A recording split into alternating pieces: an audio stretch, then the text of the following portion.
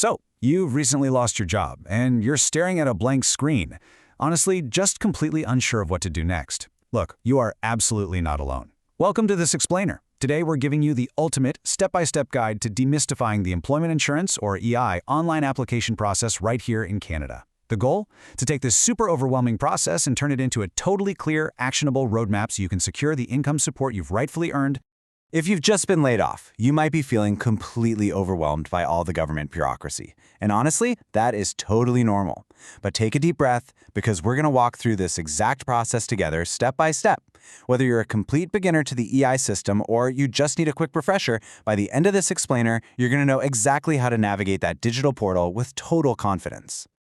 But before we do anything else, the absolute most critical thing you need to know is the number 28.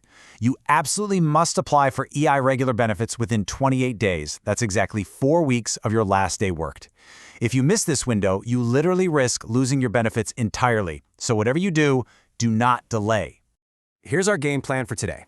We'll start with preparing your required information, then we'll navigate the online application itself, understand your access codes, go over submitting your bi-weekly reports, talk about working while on claim, and wrap up with some final tips and a quick disclaimer.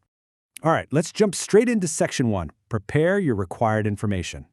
Okay, so gathering your paperwork before you even open your browser is going to save you a tremendous amount of stress, and it actually stops your application from timing out. So have these items right on your desk. Your 9-digit social insurance number, and hey, if your SIN starts with a 9, you're going to need your work permit too. Next, grab your complete direct deposit banking details. That means the institution, transit, and account numbers.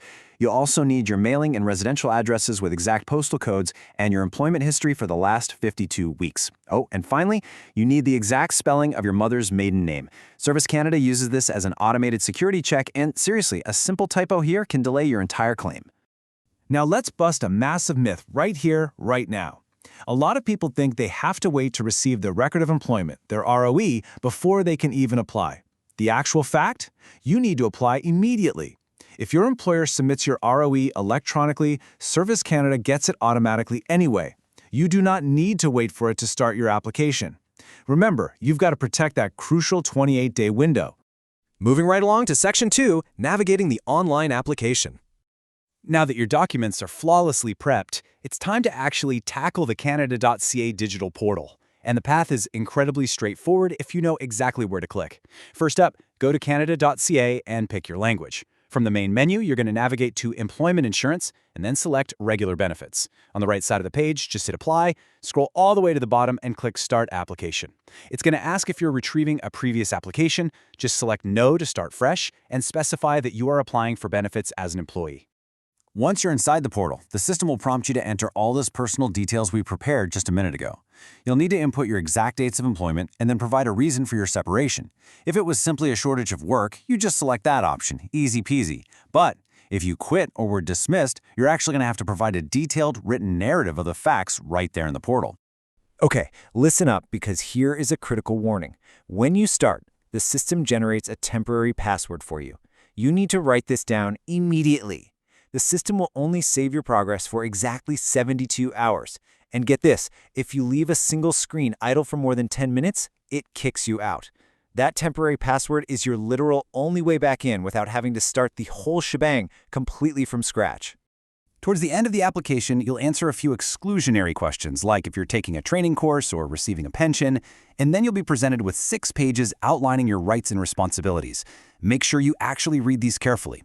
Once you're done, check the attestation box to digitally sign your application, hit Submit, and always print or save that final confirmation page for your records. All right, Section 3, understanding your access codes.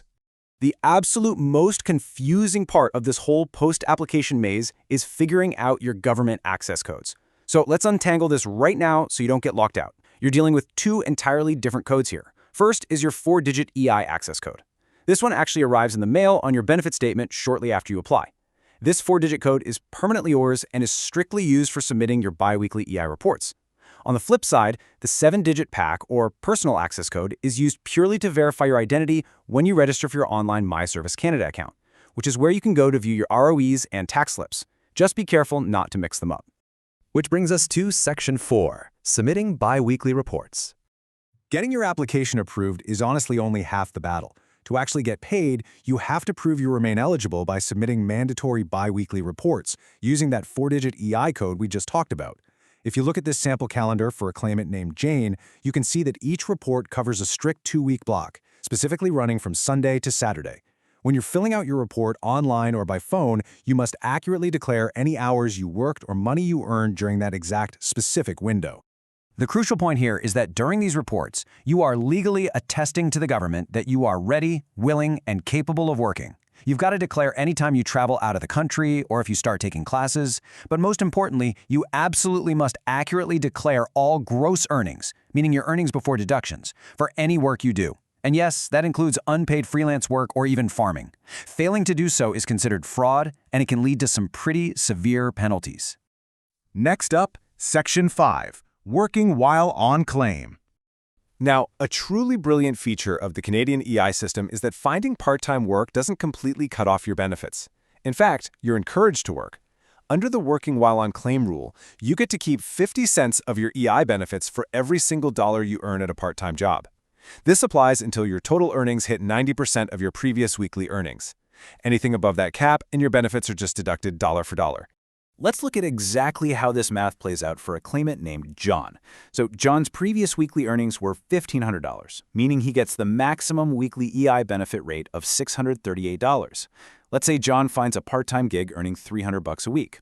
Because of that 50-cent rule, his $638 EI is only reduced by half of his part-time earnings, which is $150. So John gets to keep $488 of his EI plus his $300 in wages, meaning he takes home a combined total of $788 for the week. Pretty great, right? And finally, Section 6. Final tips and disclaimer. Before we wrap up, let's just quickly review a few critical takeaways to make sure your payments are never delayed. Remember, a simple typo on your parent's last name at birth can stall your entire claim, so double-check everything. Always apply within 28 days, write down that 72-hour temporary password, and guard your 4-digit access code with your life. Lastly, if your former employer uses old-school paper ROEs instead of the electronic system, it is entirely on you to request those and physically drop them off at Service Canada. Please keep in mind that this explainer is an educational resource designed to help you understand the framework of the system. Because government policies and special measures are always subject to change, you absolutely must consult Service Canada directly regarding your specific individual situation. Well, you now have the complete, comprehensive roadmap to conquer the digital EI portal without all the stress. You know exactly what documents you need, how to navigate that strict 28-day rule, and how to maximize your income if you pick up part-time work. So, go ahead, grab your SIN, pull up your banking details, and go secure the benefits you have rightfully earned. The government has built this safety net for you, but understanding how to actually navigate it, that is your greatest asset. So, are you going to let a complicated portal stand in the way of what you're owed, or are you ready to take control?